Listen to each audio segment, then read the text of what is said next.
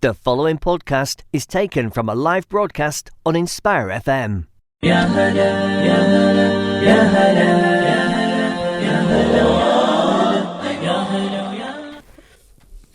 Assalamu alaikum and welcome to Sister Speak. And we are joined here today in the studio with Aliza. Assalamu alaikum, guys. Assalamu alaikum, everyone. It's Nuria. And it's me, Fareen. And of course, it's me, Sonia, hosting today's show where we're going to be speaking about inclusivity in education. What we're going to do is basically discuss what inclusivity in education looks like for us and why it is important. We've got Aliza, who is a teacher. We have Nuria, who works in safeguarding in schools. And we have Fareen, who is in education at the moment anyway. I think I'm the only one that's so old and not... You left education behind you. Yeah, a long time ago. You're not that old, Sonia. Thank you, Aliza. No, you're not. We had the same conversation last I week. Literally, know. Sonia always It's because thinks these three are the youngest. She always says, not. I'm so old. I'm so You know old. what it is? You're literally You like three 2 years are older. the eldest. I mean, you three are the youngest that we have on the show, so it always reminds me. Yeah, but it's not like you're 45. And You're now like 2 years older than us. But we're talking about education as well, and it's like a Not to say that 45 is old. So Yeah. sorry, guys. disclaimer from Aliza there. But yeah, let's continue on. And just to let you guys know, this is a pre-record, so we are not live, but you can get in touch with us on @SistersSpeak on Instagram. And also, Fareen, would you like to let them know how else they can get in touch with us? Yep. So you can also obviously rewatch our podcast and our live shows on Facebook at Inspire FM Luton. We also have a Twitter page called SistersSpeak_FM where you can post your thought of the week. Just make sure to tag us and then we will speak about it on our show. Perfect, thank you. And Aliza, would you be able to tell everyone what our show is about? Yep. So our show is a platform for Muslim girls to voice their own opinions on current events and issues, even form discussions on general topics such as religion, culture, politics, social media, Islamophobia, and all other things that you guys want to talk about. Please note all opinions and views are our own and we respect all other opposing and views and opinions. Thank you so much. Okay, so let's get straight into it. We'll start with, obviously, our thought of the week. Nuria, I'd like to go to you first. What is your thought of the week? My thought of the week is, since it's been Ramadan and we've all been fasting, how grateful I actually am for the fact that there's food on the table. And honestly, guys, you know, when you open your fast, there's nothing more satisfying and sweeter than opening your fast and there being food. It doesn't have to be extravagant, but I think the fact that we can even have something, even if it's small in itself, is such a big blessing. Okay, that's really lovely. So basically appreciating food now because Yeah. it is post-Ramadan, and I think that happens with all of us, doesn't it? Yeah. Yeah. Thank you for that. And Fareen, what is your thought of the week? I'm just going to talk about Nuria's thought of the week a little bit and the fact that, you know, it happens every Ramadan where we open our fast and we're like so hungry during the day and then 10 minutes we're so full. Yes. And that's what everyone says is like what does everyone say that there's the pleasure of like the dunya, how small it is. Yeah, thank you for that thought of the week, Nuria. Okay. My thought of the week is, well, now I'm starting to panic because my A-levels are coming up. I just have 1 month. I haven't started revising. Don't be like me. Start revising now. There's 2 weeks for Easter. I'll start tomorrow. But I'm just really like excited and nervous. Not for the part of the exams, which is something that you have to be nervous about and then you have to revise. But for the part of after, like post A-levels exam where you just don't know what you're doing. And I know what I'm going and where I'm going to go. But I'm just scared that I'm going to do it by myself. Because I've been always so used to having my sister 1 year older than me. Always be higher up. And I just do whatever she does. So when we went to sixth form, she was there and I didn't have to spend my breaks alone. But now I'm just completely by myself. I have to go to the uni and everything and make friends. I used to make friends through my sister. So that's how close we were. But now it's just completely different. I have to go by myself, commute by myself. Not commute, but, you know, go in the train and everything by myself. Because I'm with my sister, she's the brains. So I'm just following her around. You turn your brain off when you're with her. I'm just taking pictures of the train and she's like, we have to go this way, we have to go this way. Fareen is the Instagram one and her sister's like directions. And she's the brains when we're together. And now I'm scared. And I told my mom about this and she was like, it's okay, you'll be fine. Just Fareen, think about it. Everyone that goes uni in your year is in the same position. It might not feel like it, but trust me, when you actually start speaking to everyone, you realize, oh my God, like we're all in the same boat. Yeah, you guys are all in the same boat. And sometimes comfort comes from being way out of your comfort zone. Like within the first few months of uni, you're gonna grow so much. I feel like I'm gonna be a different person by the way. It's like every 6 months, trust me, you're gonna feel like a different person. Yeah, it's such a cliche, but it is one of those things where people say you're finding yourself, quotation marks, but they say it for a reason. And I think everything you said is so cute. And I remember a long time ago of being Not in that long, guys. Here we go again. I'm joking, but yeah, no, it's so exciting though. You have to admit, it's really exciting, and just have faith in yourself and in God, obviously, but just believe in yourself. Like, you worked really hard to get there. You've got this, and like Nuria said, everyone's in the same position. There's no one that's gonna know more. If you're 18, there's no highly unlikely. There's no one that's already been to uni already. So yeah, and I guess it doesn't help that you're going to like the big city, obviously. Yeah. Going to London. I'm going to London. Mashallah, mashallah. I just feel like everyone puts up this. I think I'm gonna do as well. That I just know what I'm doing, but inside no one knows. So no one knows what they're doing in yeah. London. Yeah, but London is for, like, she means that all the time, right? Yeah, Eliza? all the time. Like every time I've gone, everyone's just not like they don't know what they're doing, but you can see it's because it's so big. But and it's so a tourist vast. city at the end of the 100% day. it's You touristy. have You have you have people like finding their way, and even if you ask the guy at the tube station guy, They're he'll really tell you what. helpful. Yeah, they're very. That's their helpful. job. And also, like you said, because it is a tourist city, you're allowed to be lost and confused. That's the whole point and beauty of being there. Yeah. Like, if you're lost in Luton, you might have no one to ask. If you're lost in London, you've got the whole world, like everyone around you, Google Maps. I'm sure, I don't need to tell you, but there's plenty of TikToks about London as well. So yeah, you've got social media on your side too. But yeah. It'll be great. You'll make loads of friends, inshallah. And you'll pick it up, Inshallah. inshallah. You'll pick it up so easy. One time I got lost in Oxford Street Station on my own. It was the first time I went, but that's how you learn. You have to get lost. Yeah, you get lost. To learn. Yeah, I was Absolutely. gonna say you have to get lost. My to old learn. grandmother in London told me that once too. Yeah, you have to get lost. Like, I know people who are like much older than me or our age, and they don't know how to use trains and tubes. Yeah, And obviously that's you don't. weird. Obviously, people have different kind of backgrounds and like freedom, ability, and stuff. But I'm so grateful. It's such a big skill. Yeah, to learn how exactly, to do it and learning Fareen. about That's it. a So really So I good should turn my point. brains on instead of off. When I was Oh with yeah, my you're sister. gonna have to turn it on a little bit now. Sorry, just letting you know if you're traveling in public spaces. or even and stuff. ask your sister before you leave. Yeah. She'll be Yeah. able You to can tell do, like, you. practice days out together. Like, practice Yeah. your route into and back home from uni. Is it So central? she's with you. No, it's in that way. That way. East. No, west. Down, south, west. It's outside of London, to be honest. If I'm honest. I don't know. What am I doing? What am I doing? No, You're Just commuting. London. How no, long she's is the not. She's commute? living there, Are but you gonna live out? Oh, you'll I'm be gonna fine. go out, Yeah. yeah. Yeah, you'll be fine. But yeah, well done, Fareen. Inshallah, it all you. goes Inshallah. well, and inshallah, you get into Inshallah, university and inshallah. accommodation, and you learn lots of stuff because that's where you're going at the end of the day. Yeah. So yeah, hopefully that goes well. Thank you so much for that. Thank you, I think Sonia. everybody resonated with that thought of the week. Eliza, now I'm coming to you for your thought of the week. I don't know if it's a thought, more of a reflection. Like learning new skills, I would say, because I've had 2 weeks off, Yeah. bored out my brains, obviously. So I just thought, let me pick up some new skills, and I started cooking, and I don't cook. Wow. I don't cook. Like, Well done. so I started. Oopsie, I started to cook, and I was like, wow, I really enjoy this. That's really good. I What need to have you been learn how to do cooking? this more. So I made Biscoff tiramisu. I love tiramisu. Tiramisu Made is Biscoff so tiramisu. yummy. Because I thought it was Ramadan and we want some, snacks and dessert, and I saw it all over TikTok. I was like, I have to The make this. Biscoff's coming So back. did now. you learn from TikTok? TikTok, I literally learned from TikTok. I saw Biscoff tiramisu, I made that. Then I made Korean chicken tenders. Oh my god. You made Where that? was all this food? Yeah, When we were at home starving. Yeah. I'm so sorry. One day I will make you it, and I Inshallah. will send it to your houses. Don't worry. But I made Korean chicken tenders, and I just saw it on TikTok, and I thought, that's it. I told my mum, get me the meat. I told myself, go get the spices, and I got home and I made it, and it was actually really good. I think it's so important. The fact that you're doing it whilst you're fasting as well. Like, I never Yeah. have the energy to do anything, and you're just like building that new skill. You know what it is? Because I think normally every time I've been in Ramadan, I've either been in school or I've been doing something, or I was too young to, cook and whatever. And then I think this is the first time there's no academic stress, there's no dissertation to give in, You there's can no actually exams. enjoy yourself. I can actually enjoy, and especially Yeah. because you got the 2 weeks off in Ramadan, Yeah. thank God. Like, you're not busy at work, and you just kind of more relaxed, and Yeah, That's really nice. I'm just so kind of- excited to taste one of the things that you've made. I will make it for you. You have to. And I will- You and I will can't bring it speak in. about it. You're Yeah, supposed to I know speak that's and not then- allowed. I will bring it in for all of you.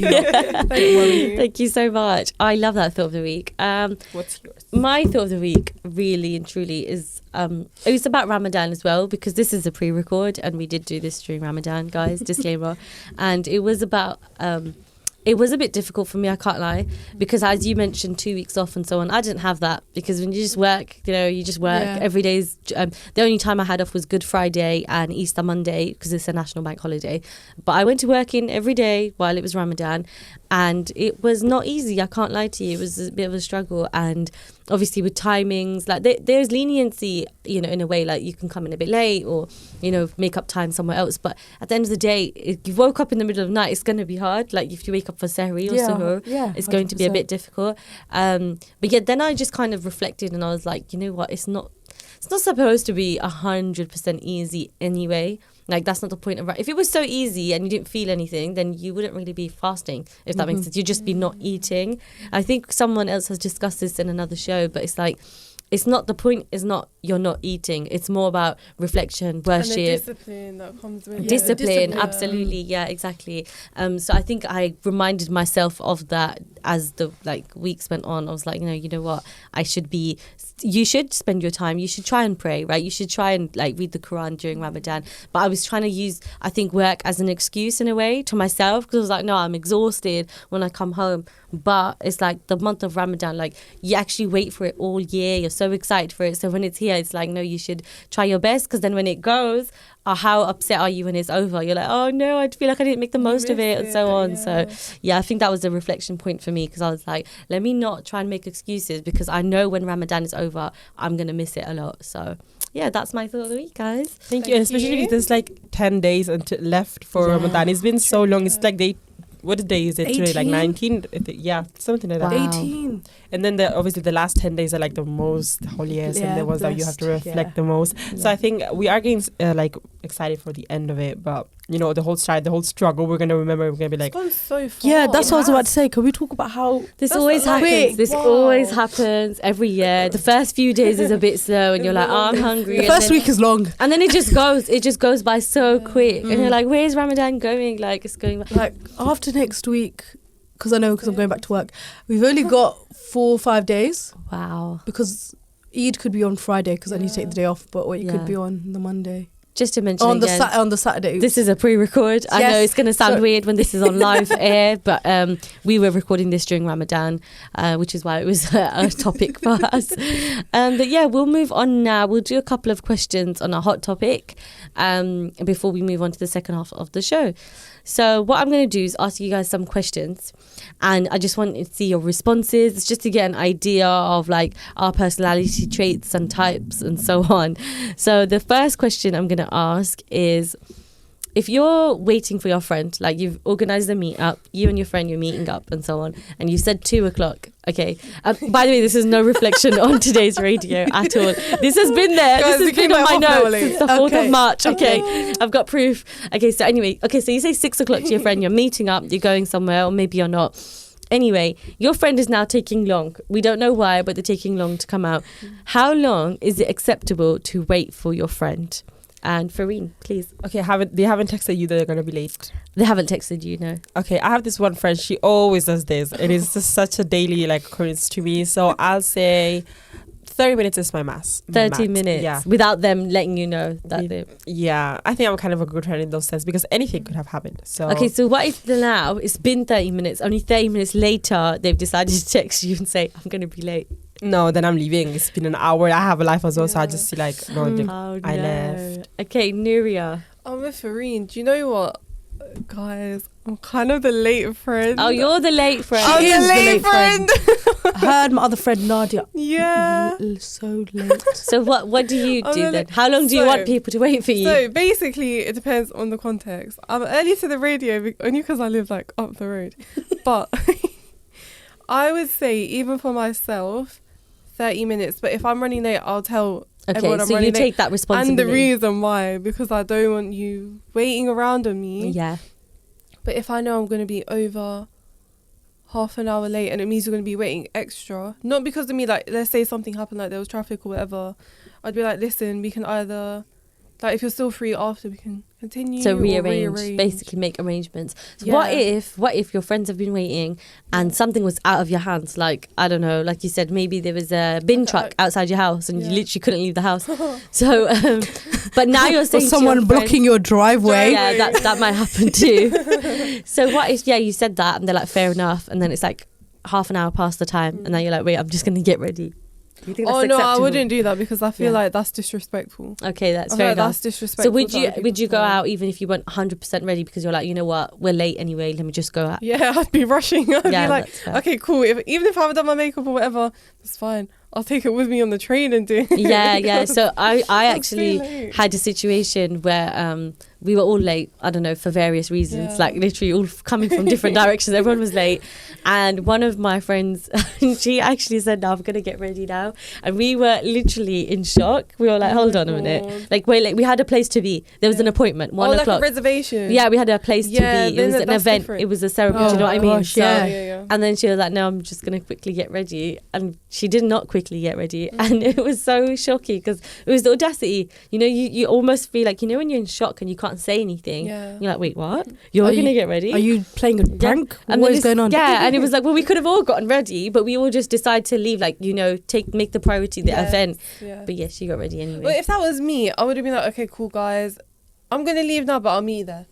Okay, I so can't let meet them go in Yeah, their own so- ways. Or like If if it you was- are... Oh, sorry, no, you No, it's speak. right. If I knew I was going to be that late, I'd be like, you guys go, I'll meet you there. Or even if I was ready and I was waiting on the friends that were late, I'd be like, okay, cool, I'll just meet you there.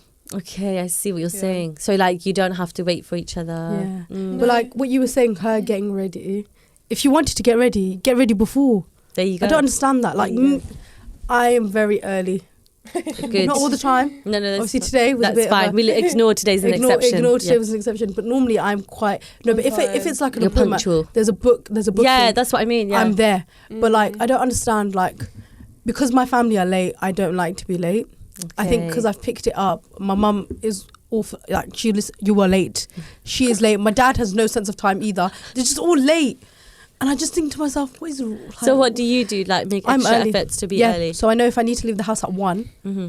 I start getting ready early. Good. Yeah. It's like one of those things where you say, I'm on my way, but you just hopped in the shower or something like that. Yeah, I'm not. Oh, I can't- no, that's that bad. triggers me. That's really bad. That triggers me. My mum does that. Gaslighting your friends. My My mum dad does does that. that actually. Yeah, Yeah. it's an Asian Everyone thing. has My these mum, toxic traits, yeah. my mum does that. Like if her sisters are waiting and she's like, yeah, I'm at the B&Q roundabout. Yeah. My She's not at the sister, B&Q roundabout. Yeah. She just left the house. my sister does the exact same thing. She just makes up roads as she goes along. And Yeah. I'm like, why are you doing that? Yeah. So it's like a That's so 2-minute drive from here to there, but you're Yeah. gonna say that road instead. Instead, It's really bad. and I... So to the original question, how long is it acceptable to wait for your friend? See, my friends, they've always told me if they're going to be late. Okay. So I've never been in that situation where, you know, you have to, like, do you know what I mean? You don't have to Depends on wait. the friend You have as to well. wait.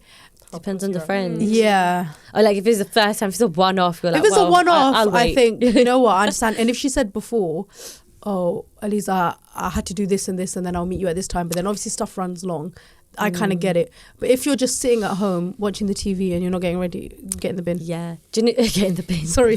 No, that's fair enough. It's like, why are you being lazing around? Like, we've Like, got why a you place ne- to be. Yeah, we've got something especially to if do, we've yeah. discussed it beforehand. If it's just like a random one-off, literally, guys, jump out in 5 minutes. You know what I don't like? Then is- I don't. Yeah, is what I'm saying is when you're actually already out, I think that's what gets me. Because we're imagining now we're at home or we're at a place. I mean, just out on the road, like just in the car. You know, you're outside, you're waiting to meet your friend, and then Okay. that I do not like. Or like waiting outside their house. Yeah, or just at the place. I don't know if you're. Or you going- let them know. Okay, Yeah. okay, that I can resonate with. So I've got this one friend, bless her, you know, not.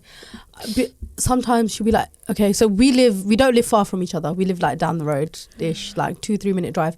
And she'll be like, okay, Lisa, leave now. So I say, okay, you said I'll leave now. That's what I'm talking about. Yeah. So I've left. They've made you exit your house. Yeah. So I only leave when she tells me because I know she's gonna be long. Elisa, leave now. So I've left. So now tell me why I'm waiting outside your house There you go. for another 15, 20 minutes. Yes, exactly. I understand that. Yeah, that for me, I think so. I agree with literally everyone's answer as well. But if we're talking about different situations, I think the one is when you've exited your home, Okay, and now you're sitting in a car outside. It may be raining, it may be hot, it doesn't matter. Why are you outside your house, ready, sitting there? And it feels a bit pathetic, honestly. It does. You know the amount of people. I was parking in front of this I'd one rather house. go somewhere. Like, I'd rather do something in that time. Yeah. I always park outside this one house. All the time he has to reverse his car, and I'm like, sorry, it's me again. Just waiting out here, like Waiting I do. out here. Like I do. It's Yeah. even worse when you like have to go on the bus. We don't have a car. I take the bus. I know the timings. I look at the times. I'm like, I'm gonna be there at this time. Be there as well. Because then you have to properly schedule your journey. Yeah, literally. Oh my god. Yeah. Trains as well. Yeah. I have a friend and she had to wait around, I remember once, and she gets the bus too. And she was like literally standing at the stop watching all the buses go, because she was like, I refuse to get on it because I'm going to arrive at the destination early. So she'd rather just stand at the bus stop. I understand. But it's like, see, that's what I hate. Those waiting times are something else. But I also could never do the bus. Like if she was that late, I'll just drive around this. I would waste my petrol at this point. Yeah, but what if you had to get a bus that day? You have to walk back home. And guys, let's talk about if you're ready, you've left the house and you have to go back inside the house. Oh, no. I think at that point, everyone looks at you From like, my mum and my dad. you all ready to go, rushing out the house. And you come back in. I think this happened to me once before. Like I had a car my mate used to drive, and she must have said, "Yeah, I'm outside." So she you was walked out. Yeah, walked ready, out. Yeah. But she was at the end of the road, and it was raining, so you can't stand outside. why are you telling me my hair's done, my makeup's done? Do you know what I mean? And I walked in. My mum was like, "Where's your friend?" And I was like, "She's down the road." It's so embarrassing. Honestly, my dad suddenly has chores for me to do when I come back in. He's like, "Oh, well, since you're here, you got to put this plant pot in the garden, start doing cooking or whatever." And I'm like, "I'm sorry, I'm waiting for my friend." But it sounds pathetic because it's like I just said I'm going outside to see them. Yeah, you didn't. Well, it's like I haven't. Obviously, I'm a grown person. I don't tell my parents everywhere I go beforehand. So, like, I wait in my room because I know the just questions. want to run out. There's gonna be questions. There's gonna be, why didn't you do this? Why didn't you do that? Where are you going? Who are you going with? You were supposed to hoover before you left the house. You wash the dishes, clean the pots. I don't know. Do you know what I mean? And then. So I wait in my room until I see. Now, if I'm getting picked up, I look. If the car is outside, I'll go walk down. And then I didn't do that once. My dad was like, "Where are you going? Who are you going with?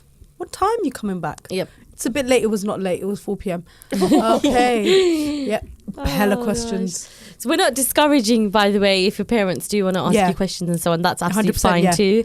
But just be on time for your be on time. You know, if you know your parents are going to make you do gardening, then get that out the way first. Yeah. And why is it always something when you have to leave? Oh, always. It's always the day we have to go. Oh, it's like it's about someone's. Oh my god! This one time, it's my friend's birthday. We booked a place to eat out, and my mum's like, "Oh no, so and so coming from so and so today," and I'm like, "What?" Yeah. And she was like, "Yeah, you got to help do this." But what was organised first? And exactly. And I said to her, I literally say, "What do you want me to do? I'll do it now." Yeah. But get it out the way. But I'm not going to stay. I don't care who they are. I'm not going to stay. No, I'm once joking. again, not discouraging. I'm joking. You can love my family. No, I do. No, but I was like, I see them all the time. I'll help you cook and clean. Yeah, no, that's fair enough. I need to go. Yeah. If you had see, you're the good friend. You don't let your friends down. You're there on time. You stand outside in the rain waiting for them. We appreciate you, Elisa. Thank you, Sonia. It's okay. Okay, so we have about 2.5 minutes left. I can ask you a quick one more question before we move on to the second half of the show, which again is about inclusivity in education. Completely different from our first half, but that's what we do here. So yeah, this question is, so now you're in someone else's car. Okay. And why is it all revolving around cars? I don't know. No, the first one was waiting. Okay. So you're in someone else's car and you've just had a Kit Kat or something or a bottle of drink and so on. And you just left it there on the side. No. Pick up your rubbish and take it with you. Yes, please. I'm so sorry. Yeah. Sorry I didn't let you finish. No, perfect. I agree. It's so disrespectful to just leave it there. What if it's sit in just my done car. innocently? Like, I just had a Kinder Bueno and then you just... Oh, then I'll just be like, Okay. Can Then you just there's pick a up bin your as well rubbish, please? outside. Like, I'll just say it nicely, like, oh. If there's no bin, they'll be like, there's no bin. There's no Okay, bin then around. take your pocket when you get out the car. Yeah, I like what you said too. Put it in your pocket. I've been taught so well, guys. I will literally put a rubbish wrapper in my bag if I have to. I have done that. I have done that. Thank you. That makes me respect you. Like I love that. Like if it's not like I sit in my friend's car. If we eat out and you get food in the car. yeah, and like KFC box. Yeah, I bin it. Or like we'll Take all it with bin you. We'll take it with us. Or if I get home, we put it in one bag and you put it in the bin. I feel very strongly about that. Like, why would you leave your rubbish in someone else's car? It's just not the bin. It's just not. Do you It's imagine I went into your house and I chucked all my rubbish on the floor. Yeah, it It's makes kind of like a boundary, isn't it? It's like you think. you need to respect. Well, you're not one like. person's Do you have common sense? It's Like common home sense. training. Home training. Where is your decorum? Were you gonna say something else, Farine? Yeah, I was gonna say it's such a normal, like, we don't even think about this stuff, It's just like Well, I'm like, glad that you three here. And That's how we do think about it. So we are coming towards the end of the first half of the show. It's been really nice. I love these questions. I'm gonna bring them back out. It makes you think, doesn't it? Yeah. It's all very real life situations. I must I hope say. you all relate, everyone listening, because and what would you do and what would you think as well? Yes, Let tweet us know. Instagram at Sister Speak. Let us know. What was our Twitter account? It's sisterspeak_FM. Let us know what you think about these situations. I'll put it about. Yes, please. Thank you, guys. And yes, so we will be back in the second half of the show talking about inclusivity in education. Thank you so much for listening to the first half. Assalamu alaikum wa rahmatullahi wa barakatuh. You're listening to an Inspire FM podcast, making available our popular programs from our daily broadcast on Inspire FM.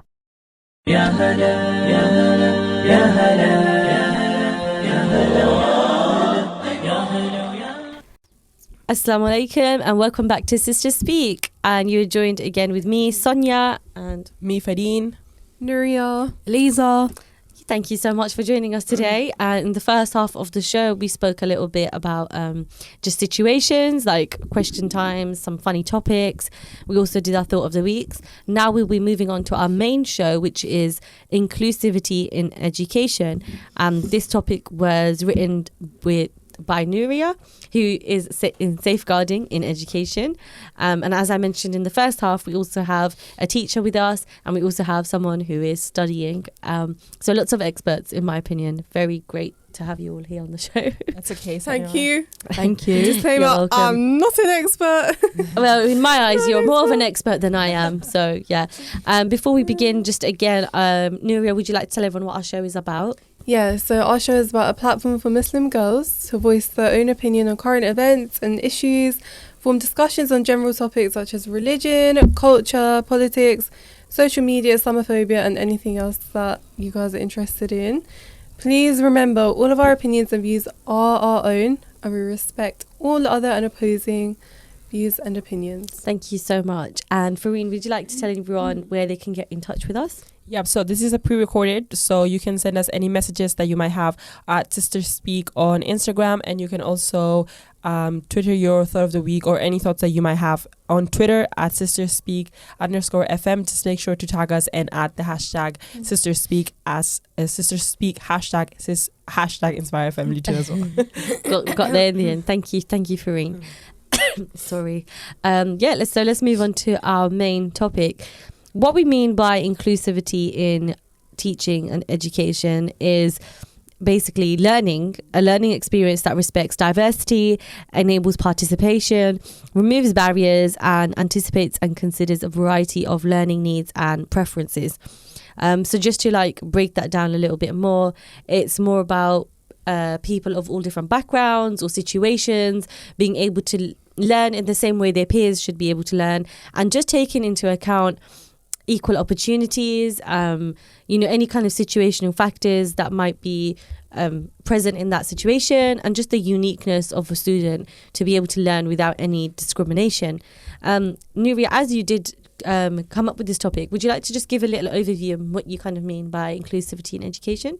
Yeah, I think to me, it means giving each student in the classroom the ability to fully explore their learning in a way that suits them best, whilst they are still being part of a big cohort. So like still being part of their student peer group, but also whether they have like SEN needs or learning support, still being able to be part of a classroom, feel that sense of community, and not feel excluded or like outsiders. And just to draw upon my teaching assistant experience with SEN kids, it's so interesting. And honestly, it was so enlightening because it makes you realise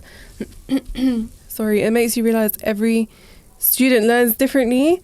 Not every, like, I'm sure all of us sitting here now, we all learn differently. We all absolutely. We all take in information differently. And I think it's so important for teachers and also parents to recognise that.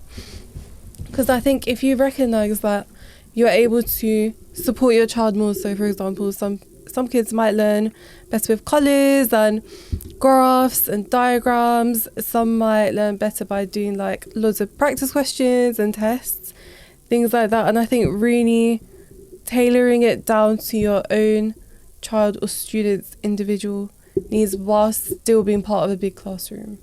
I think that explained it really, really well. But just carrying on from that, why do you think it's important that, say, a student that learns differently, like you said, why is it important to kind of also include them and tailor it to them as well in the whole like cohort, like you mentioned? I think it's really important because being part of a big group will develop their social and communication skills.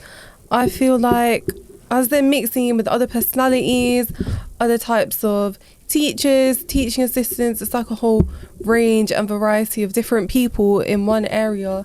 They'll know how to interact with, let's say, someone who is the leader of the class, someone who is more knowledgeable than them, someone who's there to support them, and it helps them to communicate what they want and what they need. Yeah, okay, perfect. Thank you so much. I think that really explains it well. And earlier I was saying that like I feel like you are an expert in your field a little bit, but you know, at the end of the day, we've all actually been in school like as a student. 100%. So I think we can reflect on our own experiences and think how we may have been in a classroom and think, okay, this is not clicking for me. And it may not just be about the content, like say maths is hard for you, fine, but it may be the teaching style, or it could be the activities taking place. If it's the same thing every single day, maybe that will never ever work for you. So I think it's a really important topic to talk about. So Fareen, I just want to go to you with this question. What did you like about, so think about, obviously you had so many teachers in your life. What was the teaching style that kind of stood out and you liked? So obviously I went to school in Spain, so it's a bit different from the teachers in the UK, but there was this one teacher that I had for like my whole high school and like primary like kind of phase, and he was my English teacher, and he didn't really like, he obviously valued exams and stuff like that, but he really cared about, so if I had issues going on and I couldn't make, I don't know, the essay on time, or I couldn't come to the exam, he really valued that, and he was like, okay, like you can do it. And I think that's really important in teachers to understand that, okay, school is a priority for us, but we also have our things going on in our personal life. And the fact that he gave me that kind of time to do it, it was something that I really liked about him. And he's like, you know how you have the top 3 teachers? Yeah. He was my top, he was in my top 3 just because he gave me that. He used to ask me like, oh, are you okay now? Are you this? And just that's all I want to say. But stuff like that always sticks with you. Like, I feel like your teachers are so, so important. Like, you'll remember the ones who pushed you and you'll remember the ones who didn't. Yeah. Like, I can remember the teachers. It's funny because I work with some of them now, but like some of them who were very like, who helped you a lot, like they would always produce like extra like worksheets and stuff like for you to do at home. And if you went to them saying, I don't understand this and how can I improve on this, they would always take that time out, even out of their own time, like their lunch break and stuff, to give you that. Yeah. Whereas there's some teachers who won't do that. They'll just kind of stick to what they're getting paid for. Yeah. Which I can't. There's nothing wrong with that. Yeah, exactly. There's nothing wrong with that. But you're not, like I always say, you're not a teacher and you don't work in education for the money, because the money is not great. when I you think can do so it many bad is things. yeah, I think I Yeah. agree with you. Like it's a job where you're there to literally teach children to make a difference, to safeguard as well, if you're Yes. thinking about that, but also you want that child to pass the exam, Yeah. right? So like I think Fareen, the example you gave, that's really amazing, because that teacher, it wasn't about get the paper in on time, it was more about I want you to do well, and I want it to work for you, and you know, whether as long as you're learning and it's, you know, ticking along nicely, that's what's more important. And you remember that teacher, you always will. It's because you know, in Spain they don't take exams seriously, because here you have it's a bit weird to think about, but here like you have GCSEs and A levels, and that defines the whole thing. In Spain we wouldn't have that, so it was like in 1 year you have 3 kind of like tests. Like 3, and then so for the first, how do you say, like semester, like semester, like a term. So you have like, if you have a grade 9 or something, then that goes on until you're 3, so it's not like a whole one thing that just defines where you're gonna go. Maybe the UK should adopt something like that. It was really great. No, because about when you're 16, 17, 18, do you not have like... No, we have it like when we're 19, that's when we have like our real exams. Do you think it's more American then?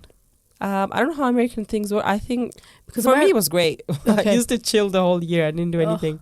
It sounds like less pressure. Yeah, it was less pressure. And sometimes kids work better with less stress and less pressure, because they can actually be themselves. I think 100%. People always forget, it's like, what was the point of them learning? It's for them to actually know the content, to learn, full stop. But when it becomes tests and exam, it's just memorize, to remember, it out, get there on time, get the grades, scrape the grades. But it's like, do you actually know the content? Do you remember what you've just learned? Like my 11 students, some of them, they were like, Miss, like I don't know what I'm doing. Like exams are coming up, and they get all stressed. But then I just think, because they're revising so much, they're going to get burnt out. Yeah. And I always say to them, just relax, do work. But I always say to them, it's about the progress you made. It's not about the grades you get. But Eliza, you're amazing for saying that. But this curriculum, society does not allow it. It's not saying that. They'll say, get the grades. It's progress buckets. Oh, sorry, I'm taking from what I remember. You need to get the 4 buckets. The buckets need to be filled. And I have no idea what Eliza is talking about, just to put it out there. So in our school, buckets were like grades. So you needed to get your 4 buckets. And why? I don't know. What do you mean a bucket is a grade? So your 4 bucket, like your progress bucket. I don't know what I'm talking about. It's very specific to your school, I think. It was very specific to where I went. So it was like you had progress buckets and you had to fill up the progress. Okay, I kind of understand. It's like a metaphor, obviously. But I remember distinctly we were taken, so in the staff room, everyone's face was on the board. Wow. Still there. Everyone. The students. Students. Yeah, students. Was it just the year 11s? Yeah, just year 11s. And there's one for year 10s. wow. So we were all on the board. There was a bucket next to you. -1 was below progress. 0 was 1 is you're making 1 level up progress. Oh, it's like football. Yeah, and then +1 and +2. It was like how much progress you're making or how much progress you're not making. Oh, no. I remember in year 10, I was on the minus area. But then we got to the the +1. We got to the +1. And now that board is still there. Like, it's still a thing. And my sister was telling me, and I always see, whenever I go into stuff from, I see her face. And little Miss Tryhard is on the plus. Oh, good for her. No, good for her. Shout out. Yeah, good for her. She's a brain box. Okay, so you have systems in place in your school. I think it's good.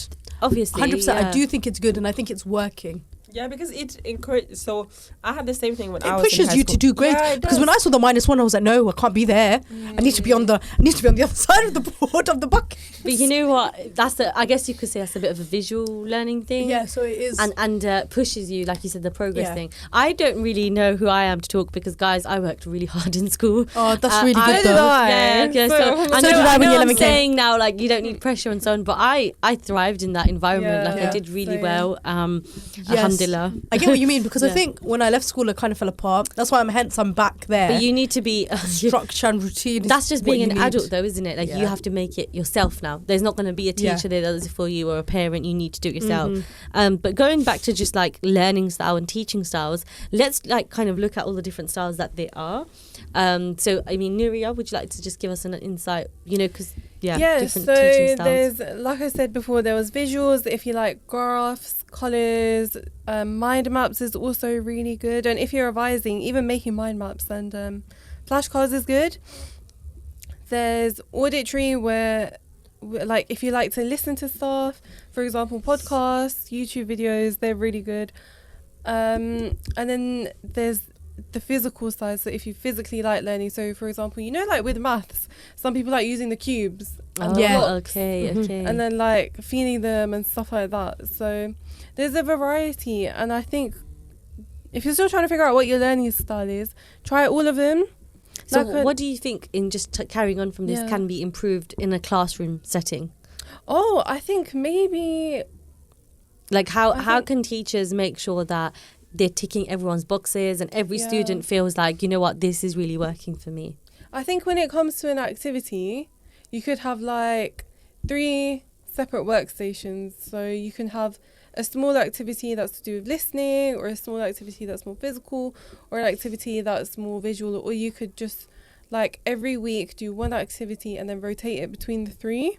Okay. Things like that. So and then see what works best, basically. Yeah, and then see what caters to everyone's needs. Yeah, everyone. Yeah. Just ask the class. Just be like, guys, what do you prefer? Videos, documentaries? Yeah, just ask the students. Coming off of that point, Nuria, so because I support with Send Kids at the moment, so which is great. Some of the teachers are absolutely fantastic at what they do. So they'll give some of the kids who some of the traditional work will be a bit more harder and a bit more higher learning for what they can understand. So they'll give them easier work, and like it will be stuff like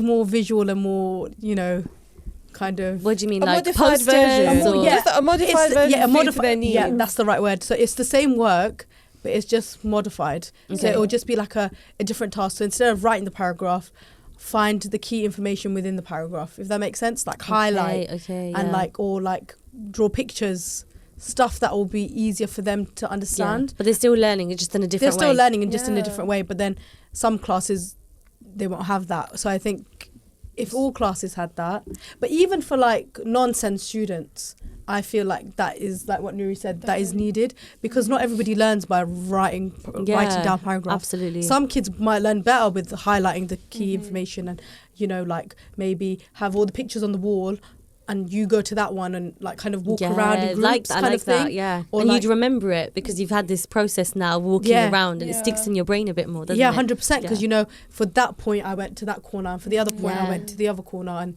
you just kind of clicks in your head. I remember doing that. Yeah, that is really good, actually. Yeah.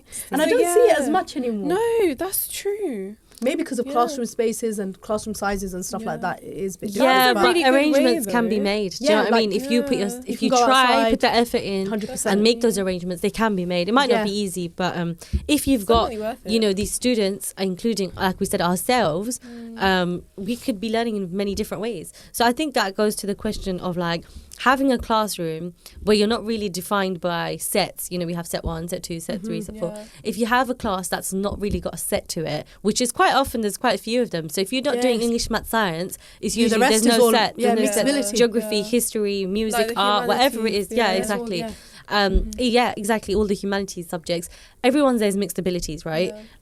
So what do you think is the pro of that? So what's the benefit of having all these mixed kind of ability students in the same classroom? I think it's good. What is a pro? We'll go to the cons as well. A pro. Anyone else? Fareen?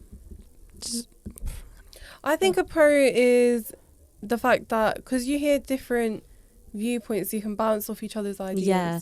I mean, even from my perspective, when I was a student, I think I did media, I remember, and I was seeing students I had never seen before, because it was like different completely sets. mixed, and different sets, different bands, everything.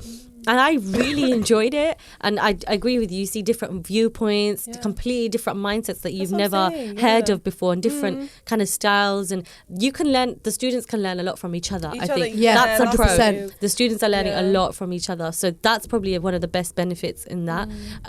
What do you guys think is a con, basically, a disadvantage of having mixed abilities in the same classroom? I think maybe behaviour. But then that could be because... So do you think it's because whatever the teacher's teaching, obviously they've stick to one style, they've not tried to make it different. It's not clicking for some students and it is for others. Yeah, and so then now those ones that are not clicking, they're going to misbehave. And they'll act out. Because I've seen it multiple, and it depends on the teacher. Yeah. So if they have like a cover, we all know cover lessons, they go to mess. Sometimes, unfortunately. Yeah, because it's like they don't take, because I think because they know it's not a permanent it's teacher. not a permanent teacher, okay. and you can just kind of, you know, mess. I mean, I did it as well. I feel like everyone kind of, you know, you kind of talk a bit more and you kind of do silly things, and you feels like a temporary class. You don't sit in your basically, seating. You don't sit in your seating plan and all of that stuff. So I just think like in mixed, sometimes behavior can happen because you can have somebody who's like really academic sitting or like really well behaved sitting next to somebody who is not, and then like instead of the well behaved rubbing off on the bad behaved could, and I mean, it's no one's responsibility. Do you know what I mean? It's not the well-behaved students to start teaching them. And I think, how you behave, that's not good when you put the well-behaved one next to somebody who misbehaves, because then it's kind of sabotage their learning. As well. And then so many times I've had girls, Miss, I want to move. I can't sit next to, because I'm just supporting. I'm not the actual teacher at the moment, so. And I can't tell them, no, you can't move, or I don't have that authority because I don't want to go against what the teacher said, but I can see that it's not working. An issue for this student. Yeah. Okay, what were you going to say, Nuria? I was going to say, on the flip side of that, I think it depends on how both the students' dynamics are, because I've seen examples where if you put a student, let's say, who's like struggles to settle down in class, struggles to focus and get on task with the work, next to somebody who is able to do all of that, they can have positive impact because it's modelling. Wow. Okay. It's modelling. Yeah, but it does depend on both the students and the severity of it. To be honest, I think it always just comes back to the teaching and the learning style and the classroom environment. Definitely. So in general, guys, we're talking about mixed abilities in classrooms. Do you think it's something that should carry on, or what do you guys think? Yeah, I think it should be. I think there's more pros than cons. Okay, so what's another pro? Since there's more pros than cons, Elisa, tell us. I feel like you kind of like make friends, like for the kids on their perspective, you kind of make friends with people who you wouldn't think you'd make friends with. Because like I remember when, again, like you were saying, when you get into these subjects, I've never seen think, before, and then you think, wow, this person's so cool, but like, and you click because you kind of find a new kind of middle ground to like your class. Interests and stuff. And like also like kids who are in different sets in that one particular class, they can flourish because again, you said they're bouncing off ideas and they may be stronger in this aspect than they were in other aspects. And I think the teacher as well, it could benefit them because it gives them the chance to do these different things. Like, okay, this might work better for these students, this might work for them. So they try different things out, right, every lesson. Whereas if you just have a simple set one English class, it might be the same kind of format every single lesson. Whereas 100%. if it's something different, then you have different students, different learning, you might think, I want to try something out, something new, something like a change. My teachers used to do this, and I ended up, so I was with one friend group, and we were like all academically sort of, you know, like we're gonna go to the library every week, we're gonna do this, we're gonna do that, and I was like, you know, you have your times where you don't want to do it. So I used to be like, oh, I'm just not gonna do it. So there was another friend group, and my teacher was like, just go sit there for the time being.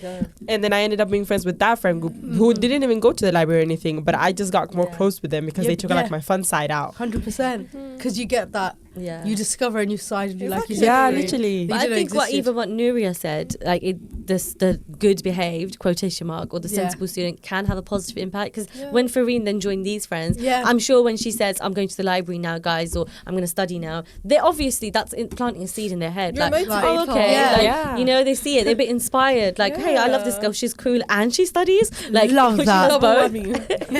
Exactly. So yeah, there's loads of pros. I do agree. I think mixed classrooms is probably it is one of the best things, but it's just down to the teacher and the curriculum, I guess, to kind of make it work for all the students there and not just kind of enforce that same repetitive, you know, teaching style. It's really hard as well because every year of teaching you get different students, so you don't know what to do, so every single year you just have to do something new for them.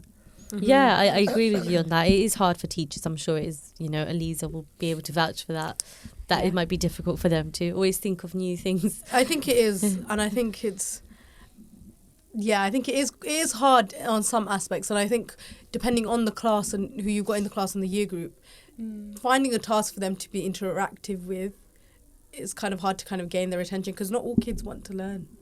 I know that sounds sad, but all kids actually want to, especially if they know it's not a core subject like, because when you're in year 7 and 8, I don't know about primary school, but when you're like year 7, 8, year 9, you kind of do everything. You do music. Yeah. Not all the kids want to do music, or you do art. Technology. Not all the kids want to do art, or you do cooking, especially Food cooking. tech. Yeah. I did food They tech won't and it was bring- horrible. Exactly. Some girls, they won't bring the ingredients. They'll rather sit in the 30-minute detention than bring the ingredients and learn how to chop or to stir or, you know, to I simmer. have stories about food tech that I'll talk about in another radio show. Yeah. It was one of those where it's like, if I don't find this knife, none of you are going to your next lesson. Oh, It's no. crazy. Yeah, so that's you why I forget to think- bring that pepper in. That's Yeah. it. So that's why I think for some of the Ending. kids, for some of the kids to stay like interactive with those subjects, it's hard on them and the Yeah. teacher. So I understand both. I agree points. with what Elisa's saying, because when I was in my previous job, I did see same class, but in each subject they're different. Yeah, Okay. 100%. Each Each subject subject they're they're different. That they either all enjoyed it and they're all engaged, or they are all not focused and they don't have that attention. Yeah. And I feel like it just depends on the And with subject and teachers, they're everything. different as well. Yeah, definitely. Oh, yeah. Yeah, that's what I mean. So obviously, I support a certain amount of girls, and the other TAs, they also support another certain amount of girls. And when we say so and so is really good in this lesson, I'll be like, oh, I only support so and so in this lesson, and they're not like that, because again, different lessons, you see a different side of them. yeah. And like maybe who the teacher is, they might love that teacher, and the teacher wonder who I have, they might not like them. Yeah. So it just So how do you guys depends. think on the, just rounding this topic up, obviously we're talking about inclusivity in education. Obviously I think that it is important for parents to be involved, because they know their child better than anyone else. Well, they should know their Definitely. child better than anyone else. Yeah. They know what their learning style is. They know how they thrive in studying, what they do at home, maybe if they make posters, flashcards, as you said, or paragraphs, reading books and so on. How can we encourage parents to be more involved in their child's schooling? I'll go to Nuria first. I think one way is to get parents involved in the actual school first. So I know the school, I know a school that during Ramadan they did a student and parent iftar. Wow. So I think that is so the kids were able to bring their families along, Yeah. and it was also staff. So it was students, staff, and families. So it's like an Yeah. introduction of Yeah. staff and parents in an informal-ish setting, not parents' Yes. evening. No, yeah. no, Yeah, It exactly. was literally an iftar, food, everything, and I think that's a really nice way of parents beginning to trust the school atmosphere and put more faith. Faith in them. and Yeah, get I involved. went to one of them, and my mum really enjoyed it. Yeah. And like my aunties, they've got kids at that school and stuff. They loved it as well. They just thought it was more kind of relaxed, like you were And I saying. guess you feel involved as a parent. You Yeah. feel involved. And yeah. you kind of feel, I think, a bit proud as well. Like this school is embracing our culture and what we believe in as well, That's nice. not just the standardized where we are, where Yes. we live. So we're just going to wrap up now. So it was a really good topic. I think we've spoken a lot about it. But if you guys enjoyed our show, please do listen back. We are on our podcast app. So thank you for listening, and join us next week on Sisters Speak. Assalamu alaikum wa rahmatullahi wa barakatuh. Thank you for listening to our podcast. Why not tune in to our live stream at inspirefm.org and follow and subscribe to our social media platforms at Inspire FM Luton.